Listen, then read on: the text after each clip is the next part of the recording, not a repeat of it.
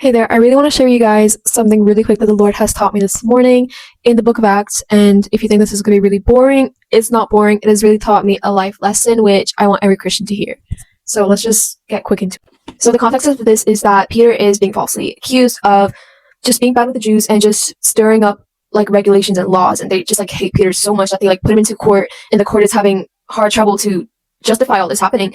But they cannot find anything to actually prove that he's doing all this bad stuff, which he wasn't even, so of course there's no proof. So now they're on a ship with all these Jewish like prisoners and all those people. So this is Paul speaking. Men, you should have taken my advice not to sail from Crete, then you would have spared yourself this damage and loss. But now I urge you to keep up your courage, because not one of you will be lost. Only this ship will be destroyed. Last night an angel of God, to whom I belong and whom I serve, stood beside me and said, "Do not be afraid, Paul. You must stand trial before Caesar, and God has graciously given you the lives of all who sail with you. So keep up your courage, man, for I have faith in God that it will happen just as he told me. Nevertheless, we must run aground on some island."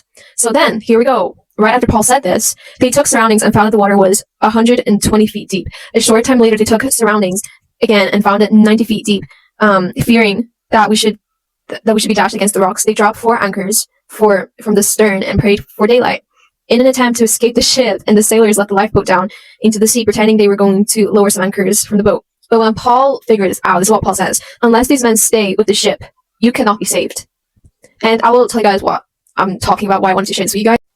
So basically, if you think about it, also don't mind the filter on my hair because my hair's a bit greasy, so it's kind of hiding it. Basically, when God has a plan for you, because he does have a plan and a purpose for you, not to harm you, if there's a plan A, which God always has, and he even told you about it. Paul literally told these people that God told me this and this will happen, so we are safe under his hands.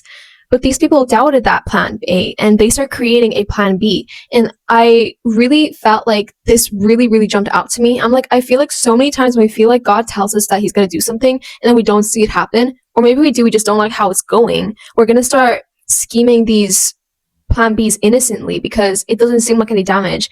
But you're really going into God's plan. Like you're like crashing his plan by making your own plan. You need to let God do what he destined to do.